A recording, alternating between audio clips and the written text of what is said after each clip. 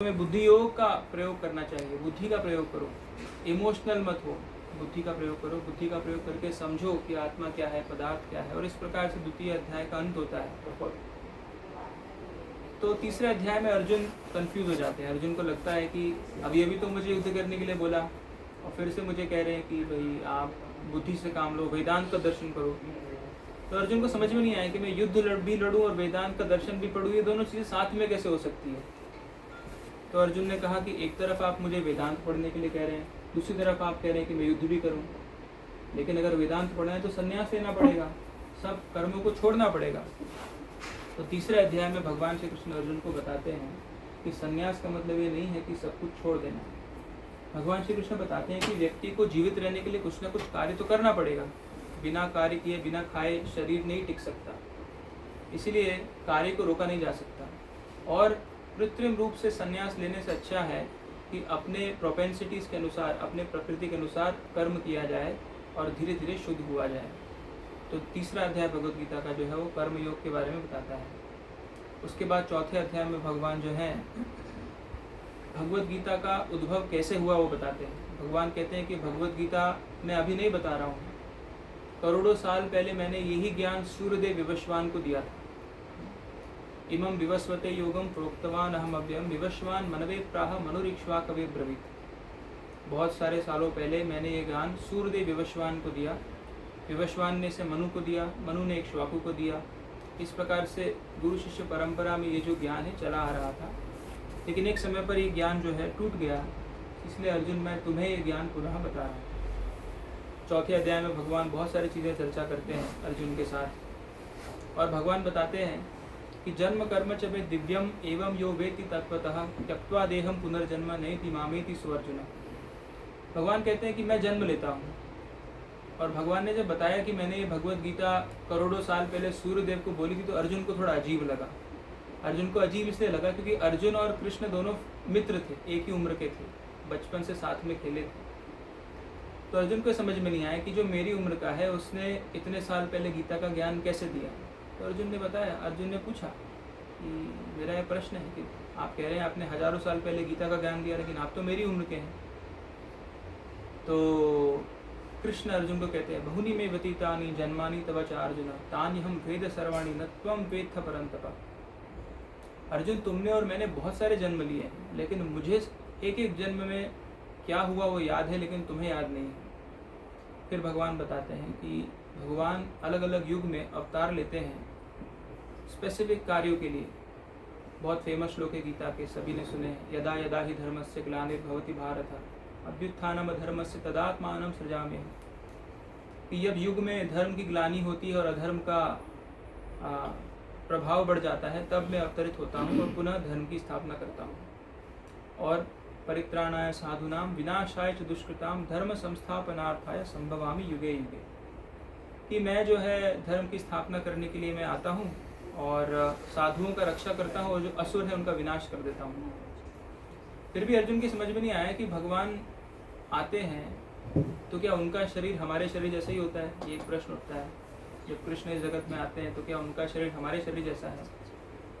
तो उसको क्लैरिफाई करने के लिए भगवान चौथे अध्याय में बताते हैं अजोपि सन अव्ययात्मा भूतानाम ईश्वरोपि सन प्रकृतिम स्वाम अधिष्ठाय संभवामि आत्मा माया। भगवान कहते हैं कि मैं अजा हूँ। अजा का मतलब जिसका कभी जन्म नहीं होता।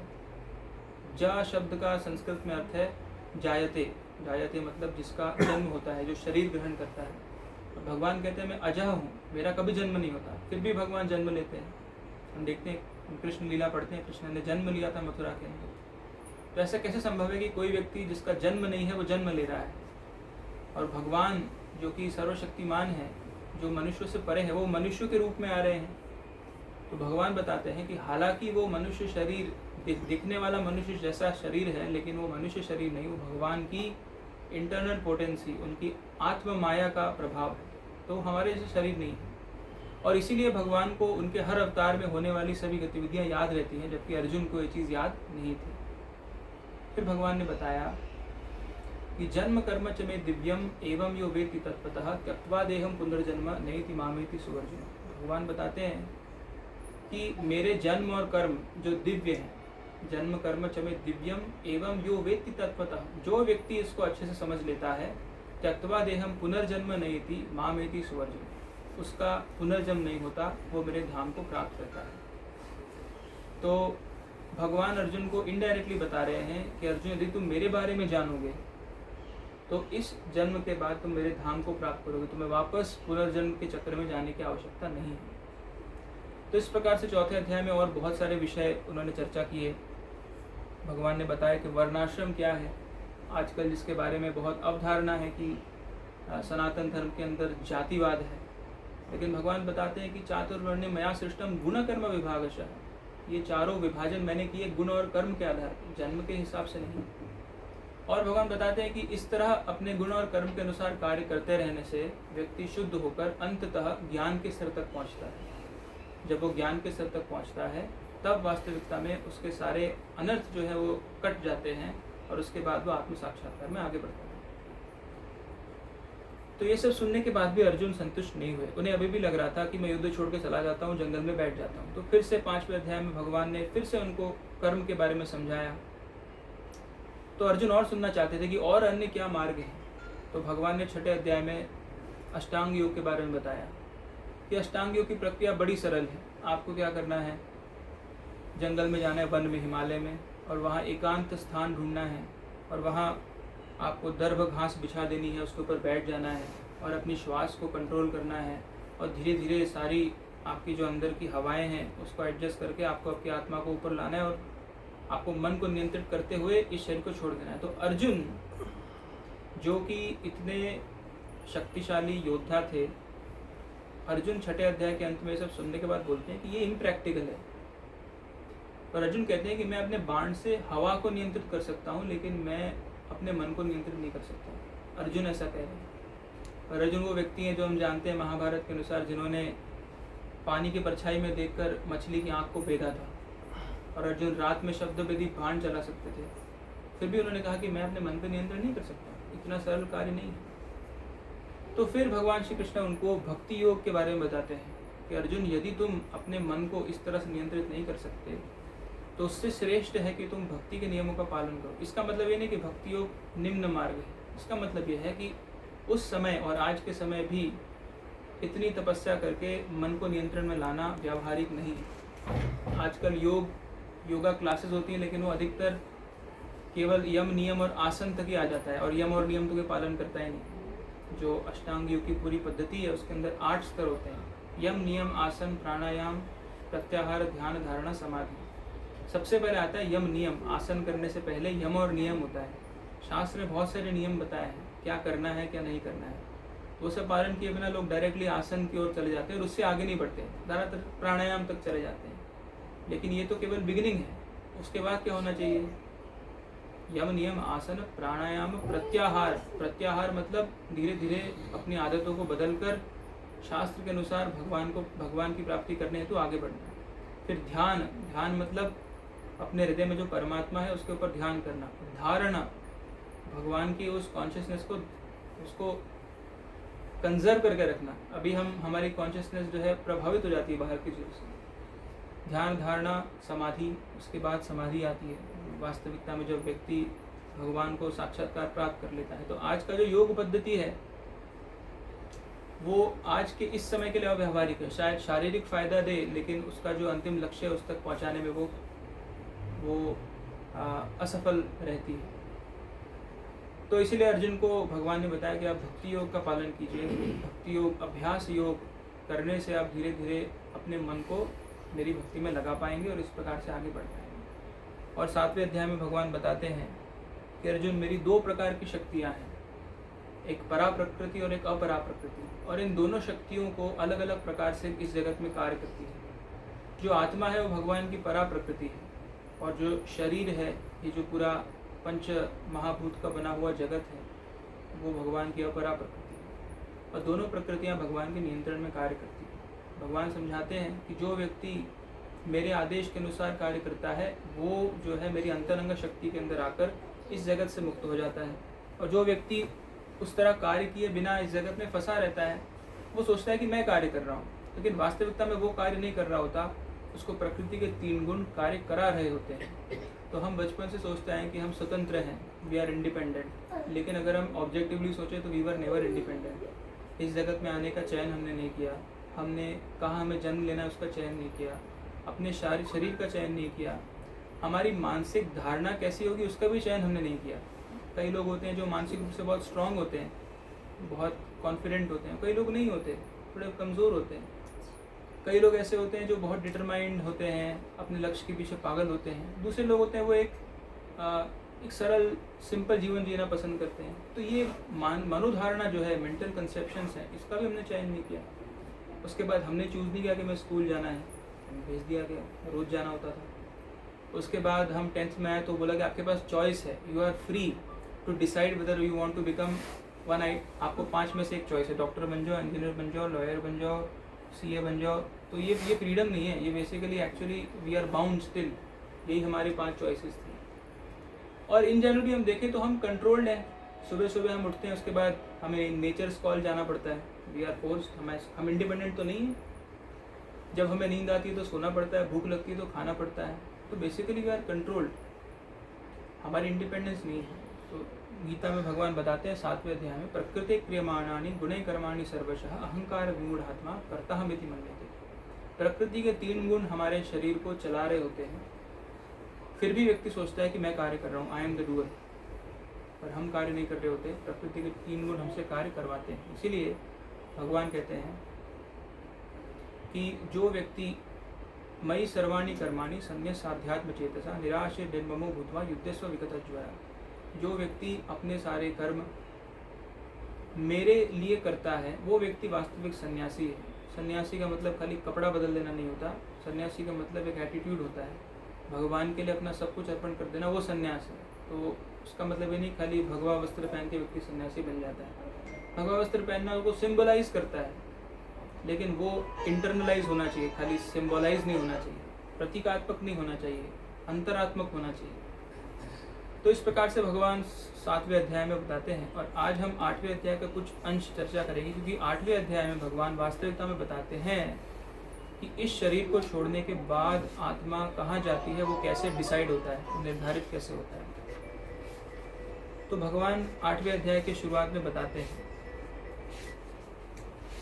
कि मृत्यु के समय हमारी जो चेतना होती है उस आधार पर हमारा अगला शरीर डिसाइडेड होता है। जैसे भगवत गीता के अंदर आपको इस प्रकार का एक फोटो दिखेगा जिसके अंदर बताया हुआ है कि चेतना के हिसाब से व्यक्ति को शरीर मिलता है।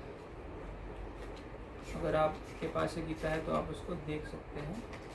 ये देखिए, अभी यहाँ पे ऐसा है कि कोई व्यक्ति अगर तमोगुण में है तो उसको तमोगुण का शरीर मिलेगा, रजोगुण में है तो रजोगुण का शरीर मिलेगा, सतोगुण में है तो सतोगुण का शरीर मिलेगा। अब ऐसा है कि जो पशु है वो थोड़ा तमोगुण में है, इग्नोरेंस में होते हैं। तो कोई जीवात्मा जो है जो इग्नोरेंस में रहना चाहता है, अपनी आइडेंटिटी और इस जगत की आइडेंटिटी के बारे में जानना नहीं चाहता, तो मनुष्य जीवन उसके लिए कष्ट बन जाता है।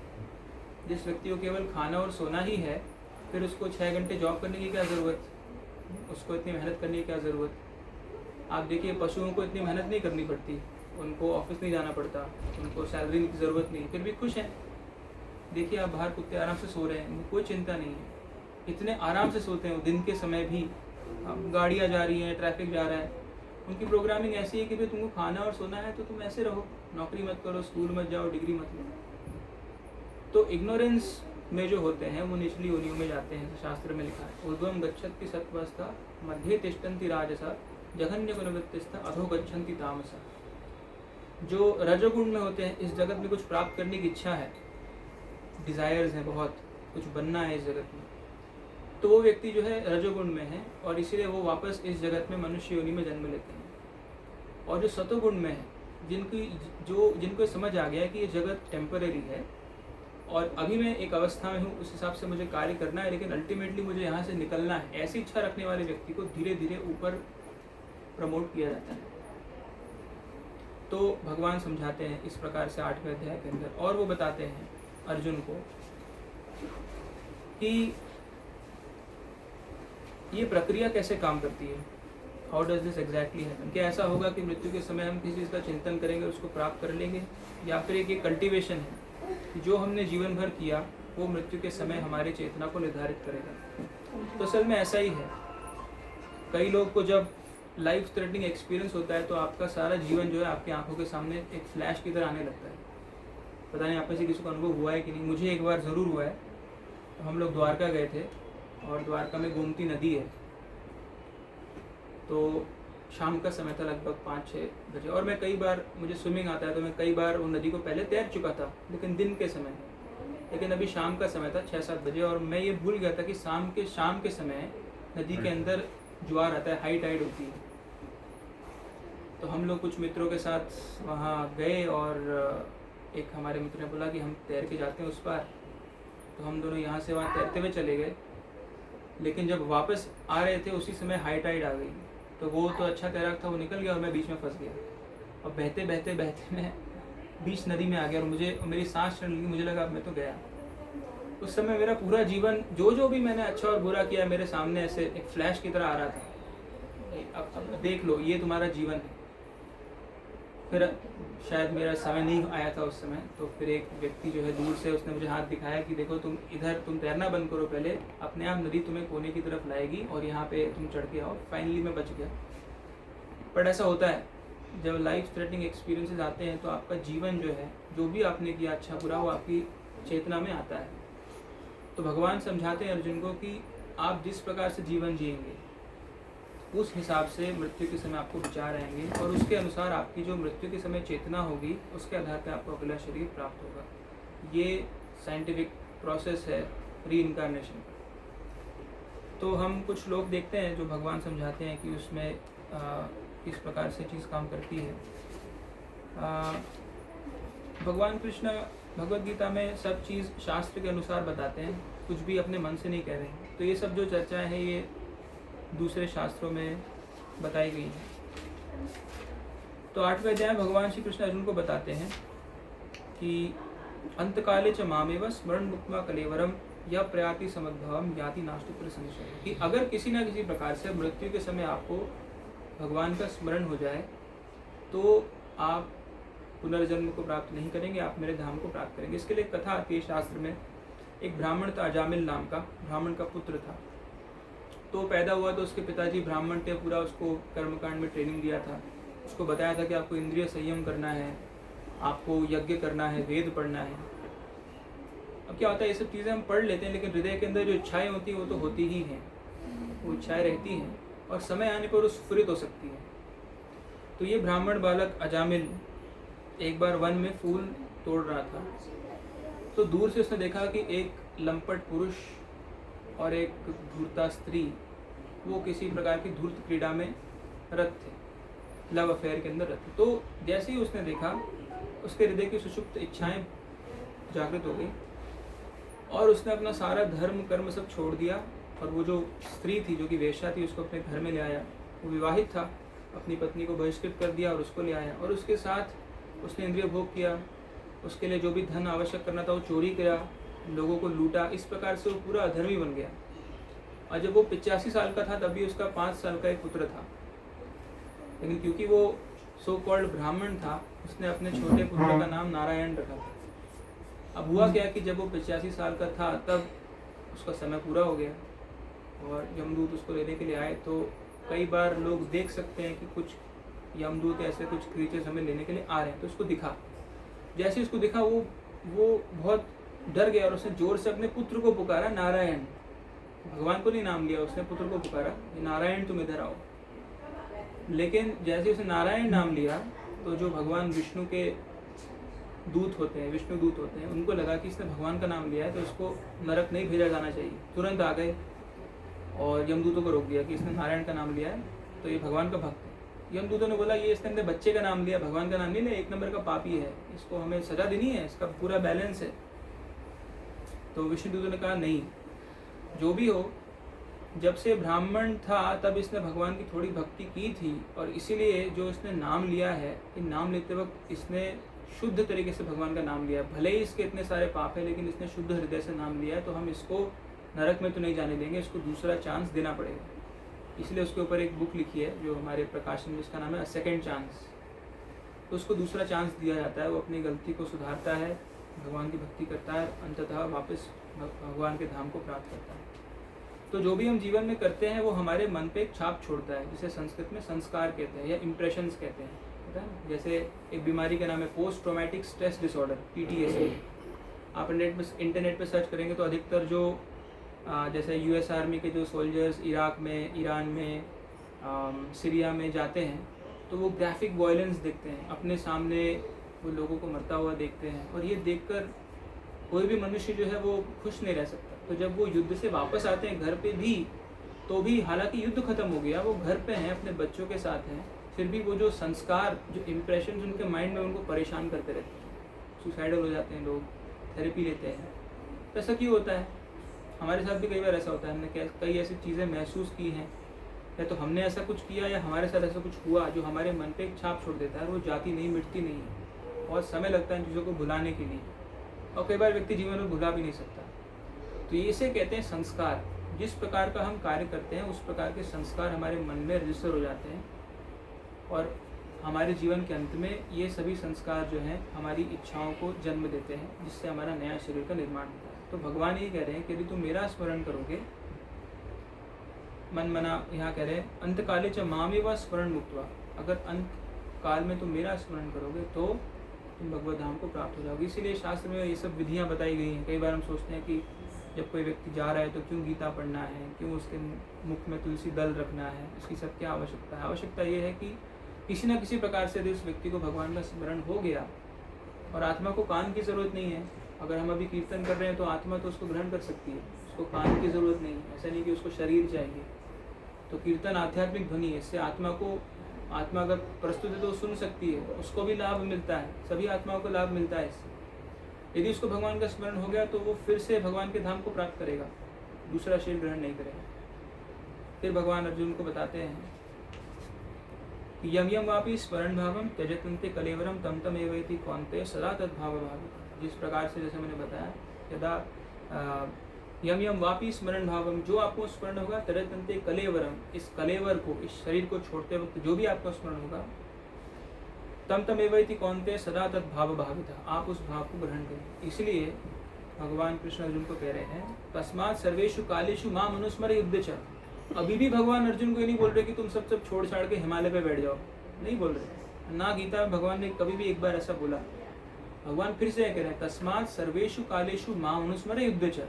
अपना युद्ध चालू रखो, तुम बाण चलाना चालू रखो, लेकिन बाण चलाते चलाते तुम्हें मेरा स्मरण होना चाहिए, ताकि यदि तुम्हें गलती से बाण लग जाए तो तुम मेरा स्मरण करते हुए जो है शरीर को त्याग करो। तो कृष्ण भक्ति का सिद्धांत सरल है। हमारा जो कार्य, जो भी हम कार्य कर रहे हैं, उसको हमें भगवान के लिए करना है। भगवान के लिए कैसे करना है, ये सब विषय इंटरलिंक्ड है। एक कक्षा में या 3-4 दिन में से नहीं समझ सकते, लेकिन इतनी आसानी से स्पष्ट नहीं होगा। पर दूसरे अध्याय भगवान कहते हैं कि भगवान को कैसे, अब क्या करें, भगवान को समर्पित करने के लिए क्या करें। भगवान कहाँ है, हमारे सामने बैठा तो नहीं है। तो भगवान कहते हैं कि कर्म इस प्रकार से करना चाहिए कि सबसे पहले तो अपने आप को कर्ता नहीं समझना चाहिए कि मैं कर रहा हूँ। हमें समझना चाहिए कि हमारी बुद्धि, हमारा कौशल, जो भी हमें मिला है, भगवान ने दिया है, उस प्रकार से हम कर रहे हैं। कई लोगों को नहीं मिला है, हमें मिला है, मतलब किसी ने दिया है तो मिला है, उसको रिकॉग्नाइज करना चाहिए। दूसरा, उस कार्य का जो फल है उससे आसक्त नहीं होना चाहिए कि हमने कुछ किया और हम अटैच होकर बैठ गए कि हमने कर दिया तो होना ही चाहिए कि मुझे इसका फल मिले। ज़रूरी नहीं है, अगर समय उपयुक्त नहीं है तो आपको फल नहीं मिलेगा, इसलिए उससे अनासक्त रहना है। और तीसरा है कि हम जो कर रहे हैं उसको भगवान को समर्पित करना है। उसके लिए खुद आगे होके एडवर्टाइज नहीं करना कि मैंने किया। तो कई लोग दान इत्यादि देते हैं तो भी अखबार में छाप देते हैं हमने किया। ठीक है, आप दिखाना चाहते हैं, अच्छी बात है, लेकिन इसलिए एक चीज़ होती है गुप्त दान की, दे दिया भाई, भगवान की सेवा में जो है कर दिया, एडवर्टाइज नहीं करना है। तो इस प्रकार से जब हम कर्म करते हैं तो वो भगवान की सेवा में काउंट होता है।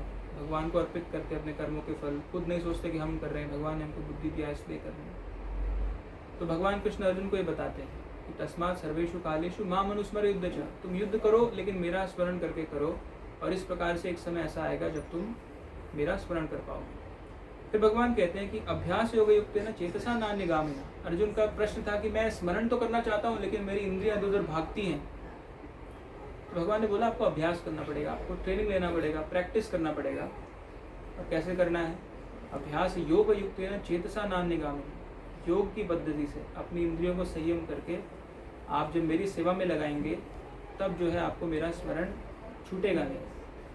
तो कृष्ण भक्ति में क्या करना है, जो भी हम खाते हैं वो भगवान को भोग लगाते के खाते हैं, हम जो भी सुनते हैं वो कृष्ण के बारे में सुनते हैं, जो बोलते हैं कृष्ण के बारे में बोलते हैं। तो इस प्रकार से हमारा सब कुछ जो है वो कृष्ण से संबंधित हो जाता है और इसीलिए वो भक्ति में बदल जाता है। तो फिर भौतिक विचार आने का कोई चांस नहीं है मन के अंदर।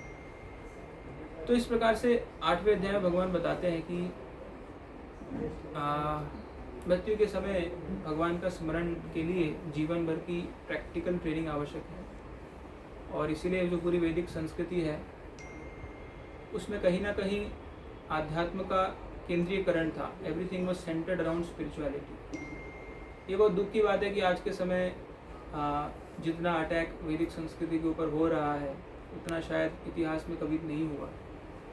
ऐसे कई शक्तियां हैं जो ये दिखाना ही चाहती हैं, पूरा साबित ही करना चाहती हैं कि हमारा संस्कृति और हमारा ट्रेडिशन जो है वो एक मूर्खों का संप्रदाय था, बधों का संप्रदाय, जिनको प्रगति के पीछे आशा नहीं थी। लेकिन वास्तविकता में प्रगति क्या है?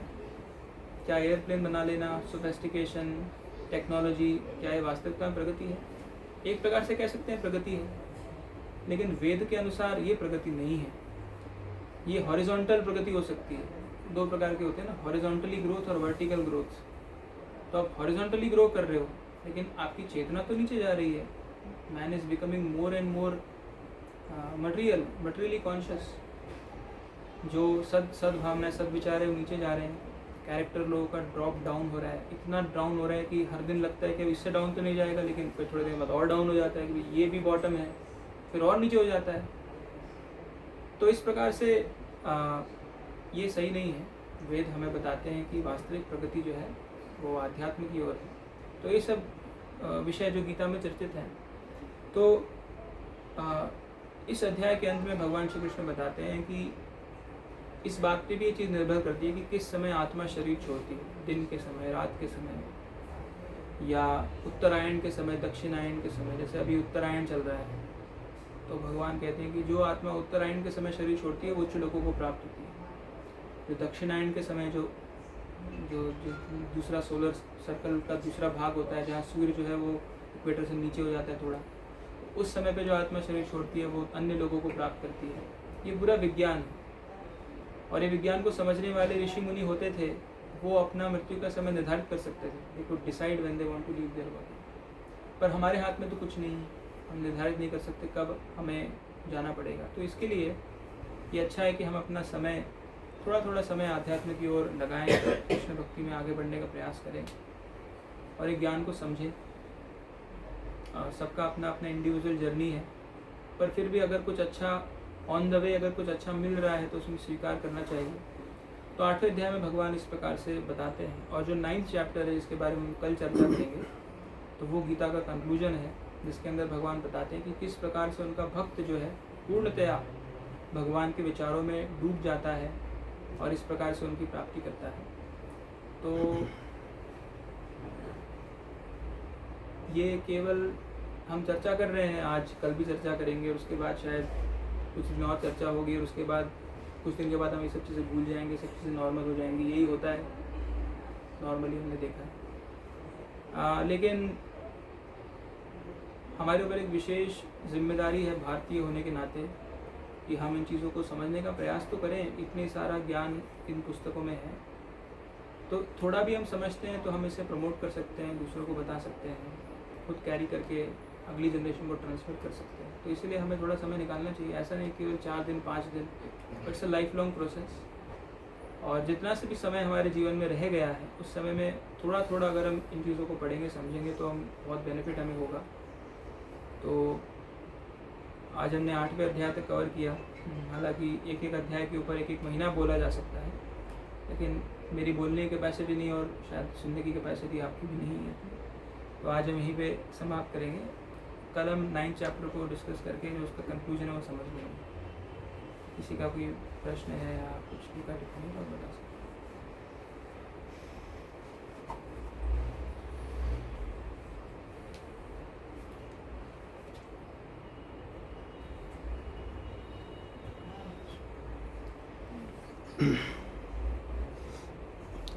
प्रभु जी, जैसे मतलब इसके जैसे लोग मतलब ये ज्ञान है, भगवान कह रहे हैं कि भी अंत काल है क्षमामेव स्मरण मुक्त्वा कलेवरम या प्रयाति सदा मद्भाव भात याति नास्ति अत्र संशय, कि भी अंत काल में जैसा हमारा भाव होगा तो परंतु जो है अधिकांश लोग जैसे हम लोग ये सोचते हैं कि भी किसने देखा, व्हाट इज़ मतलब पहले तो लोग नेक्स्ट लाइफ है भी नहीं है, और जैसे जनरली कि लोग सोचते हैं कि भी यही जीवन है, यहाँ पे अच्छे से रहो, एंजॉय करो, ज़्यादा से ज़्यादा किसी का बुरा मत करो, और सही बुरे की उनकी हर एक की अपनी अपनी अलग अलग डेफिनेशन है कि सही क्या है गलत क्या है।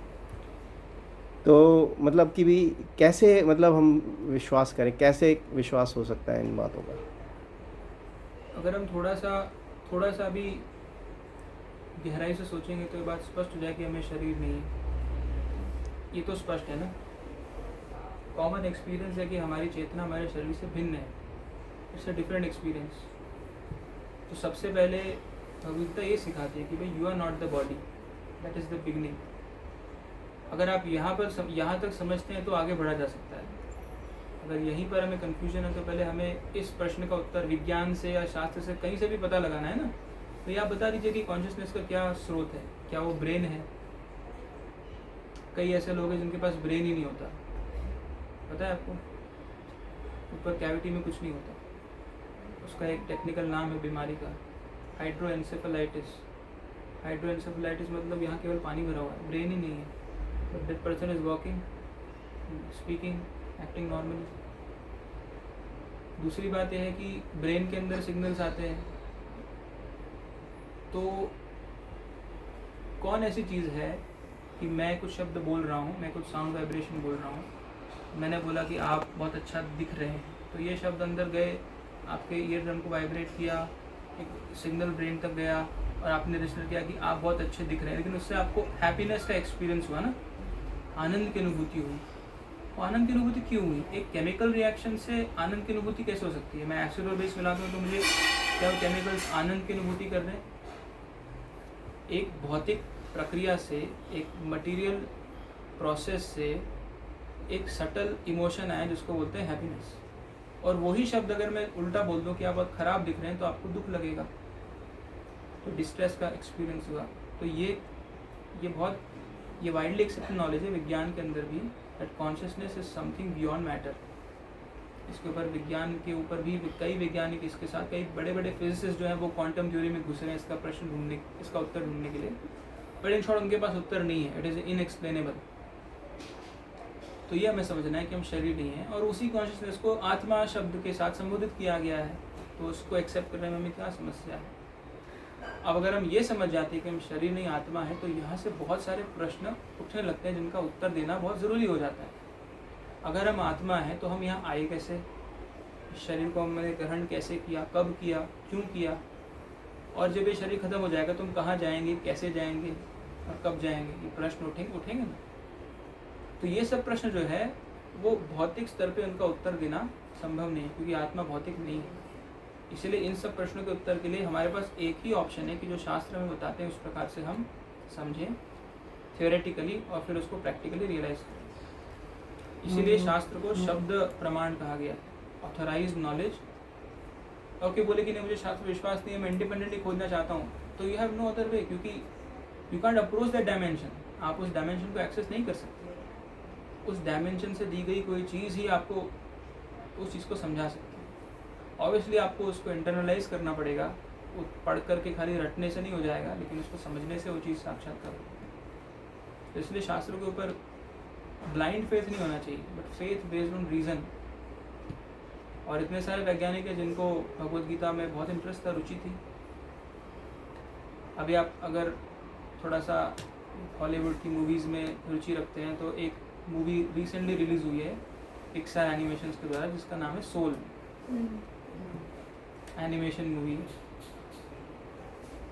अब आप देखेंगे तो बिब्लिकल ट्रेडिशन के अंदर क्रिश्चियनिटी में सोल रीबर्थ का कॉन्सेप्ट नहीं है।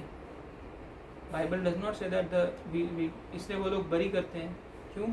उनको पता है कि जब जीसस आएंगे तो सब लोग वहाँ से खड़े होकर साथ में जाएंगे उसी शरीर में, इसलिए कोट वोट के साथ वो लोग बरी करते हैं और उनका फेवरेट आइटम भी रखते हैं कि भाई मोबाइल फ़ोन था तो फ़ोन भी रख दो, फ़ोन लेके जाएंगे। उनका कॉन्सेप्ट ऐसा है, there is no process, this is the self same body, the body is the soul, that's what they consider.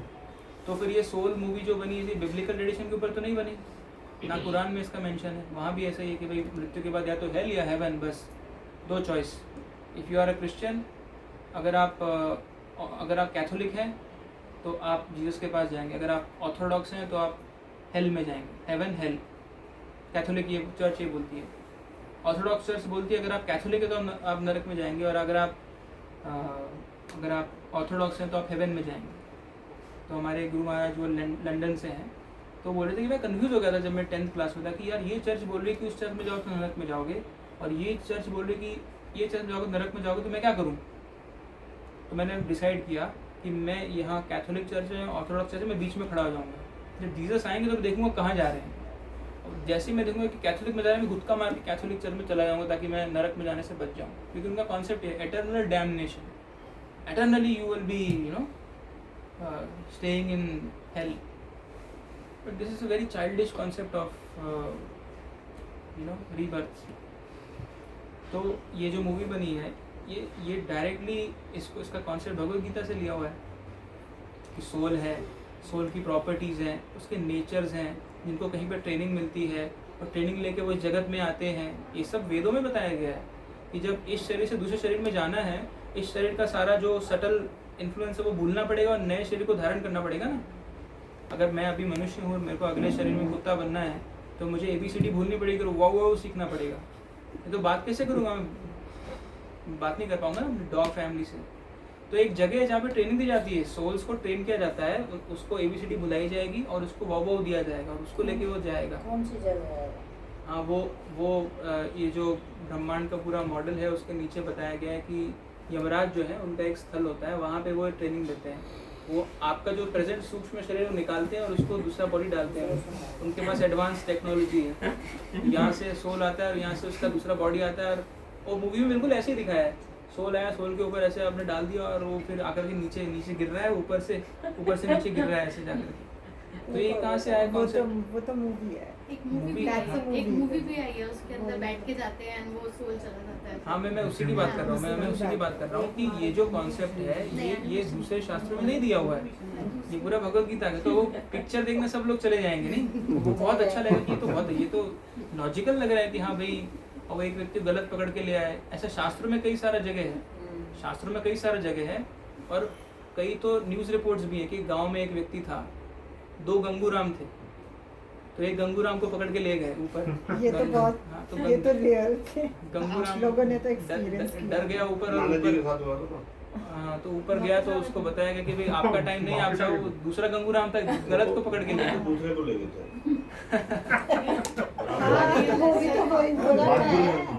हमारे फादर इन लॉ थे, उनका नाम जयंती प्रसाद था, और उनके जो पड़ोसी थे उनका जानकी प्रसाद नाम था, तो उनको ले गए पहले।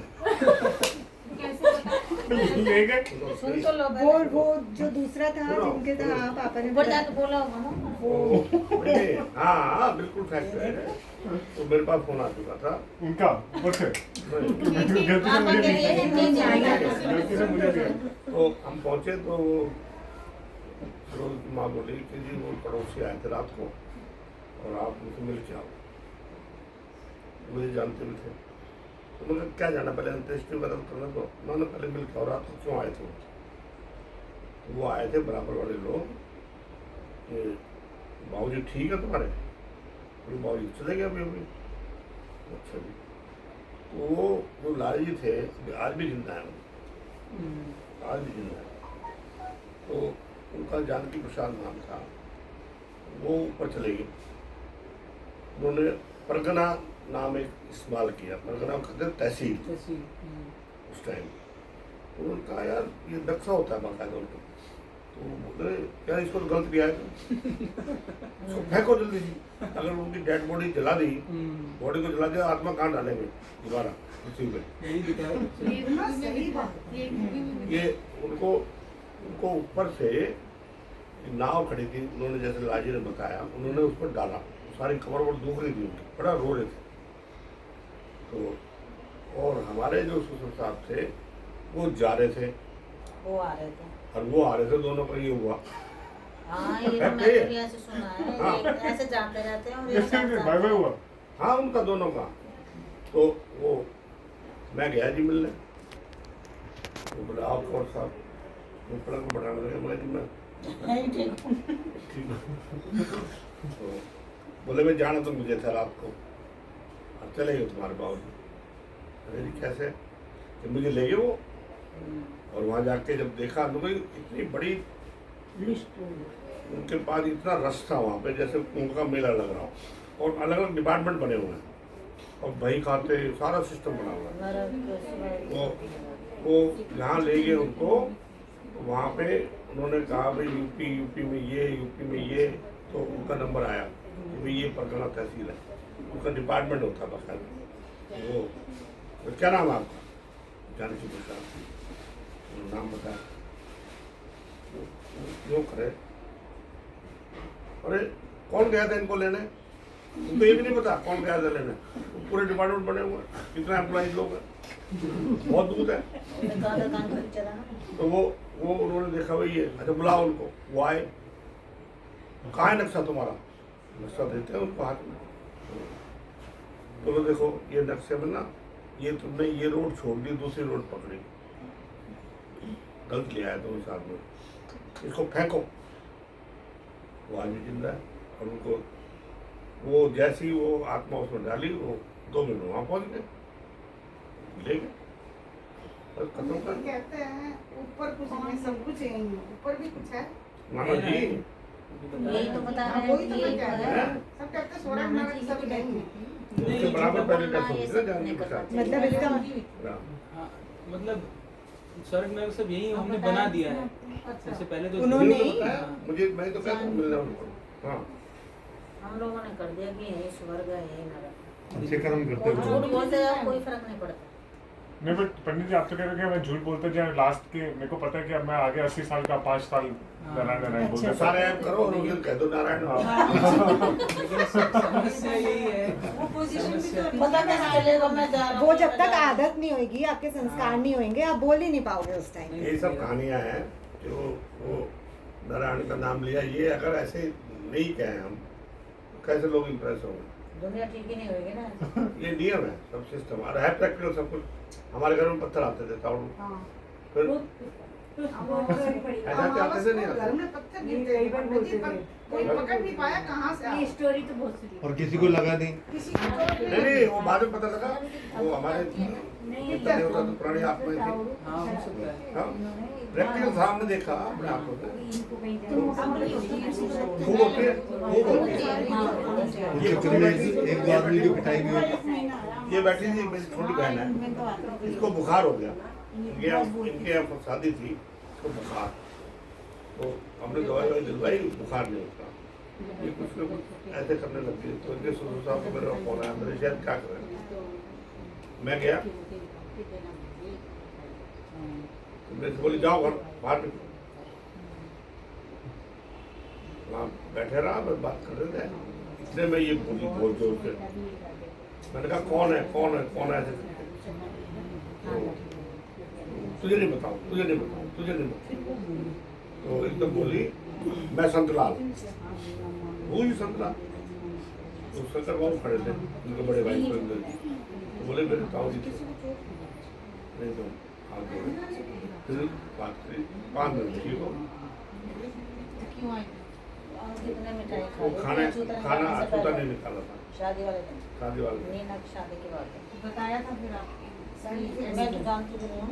हाँ, मुझे इधर शादी में संजय सिंह की मिठाई खाई है। वो बनवाया लोग। मुझे था उनको मिठाई नहीं थी। पहले होता है ना लोगों के नाम। पुत्रों के नाम के निकालने से पहले खा ली थी अच्छा, उनकी वो बैठे हुए थे कि तरह। अगर मेरे को कोई देगा। नहीं, मतलब कि हमें याद नहीं किया। ऐसा डाल के सब कुछ है, माने ना माने अलग बात। मानो या ना मानो, जो हमारी लेकिन मान्यता एक टैक्टिक तो करो। मानो तो ठीक है। ऐसी इवेंट में कराओ कि भाई महीने 2 महीने का मान मान नहीं नहीं पर है और मानो नहीं। वो सिस्टम जैसे आपने बताया ना, पूरा बही खाता है, अकाउंट है, हाँ। हमसे ज़्यादा अच्छा वो समझते हैं कहाँ जाना है। कभी कभी मिस्टेक हो जाती है, लेकिन हम जाते तो हैं जहाँ हमारी इच्छा है। बिल्कुल वो तो है ही, बिल्कुल ठीक बात पर है। हमारे पास ये चॉइस है कि नहीं, हम ऐसा कोई सिस्टम हो जाए ना, भैया कह रहे 2 महीने ऊपर है फिर आ जाओ। भाई कभी कभी मन करे अगर है ऊपर फिर वापस आ जाओ, ऐसे टेक्निक आएगी। कहाँ जाते हैं? आएगी। हाँ। जब अभी ये तो सुना है मरने के बाद दोबारा आदमी को जिंदा कर सकते हैं इतने नहीं, 8 घंटे तक जिंदा हो सकता है आदमी। ये टेक्निक आ जाएगी अभी थोड़े दिन। देखिए 8 घंटे होगा, 10 घंटे होगा, लेकिन 8 घंटे बॉडी को, डेड बॉडी को 8 घंटे तक रखना चाहिए। अभी ऐसा भी हो रहा है, आदमी मरेगा ही नहीं। मरेगा ही नहीं। यहाँ रहेगा। दुनिया बसेगी कहाँ? नहीं भाई पंडित जी, ये तो कोई लॉजिक नहीं समझ में। आप पूरी जिंदगी आप दुष्कर्म करते रहो, लास्ट का नारायण। मैं तुझे बोल रही हूँ ना, यू वोंट अरे नारायण आएगा ही नहीं तेरे पास, नाम ही नहीं लेगा। आप नाम मुझे नहीं ले निकलेगा ही पाओगे नहीं। क्योंकि आपके कैरेक्टर वो नहीं है ना। उस केस में स्पेसिफिकली उसको बचाया नहीं गया, उसको दोबारा मौका दिया। He was given a second chance. It was not that he was absolved. He had to rectify himself. और दूसरी उम्र बात लंबी ये हो कि- गई फिर उनकी। हाँ, और मतलब उम्र थोड़ी सी बढ़ा दी गई, 2-4 साल उसको ग्रेस पीरियड दिया for his good things which he did in his childhood. उससे उसमें तो कारण पुनर्जन्म होता है, बहुत से लोग हैं पुनर्जन्म में सारी बात बता देते हैं 18 साल तक। जो 90 प्लस हो जाते हैं। नहीं नहीं ऐसा कुछ नहीं। अपना नहीं, ऐसा कौन बोल रहा है? नहीं, अभी अभी मान लो कोई जन्म हुआ है और वो 4 साल के बाद कहना शुरू करेगा कि मैं तो अपने घर जा रहा हूँ, घर जा रही हूँ, जैसे भी है ऐसे होता है। और 18 साल तक उसको यादगार रहती है पुरानी। पंडित जी ये सही है क्या? पुनर्जन्म। हाँ, पुनर्जन्म होता है ना। और उसी पे चर्चा कर रहे वो हैं। सारी चीजें, Reincarnation।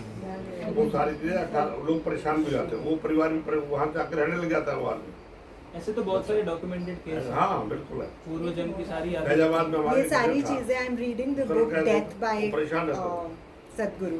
हम्म।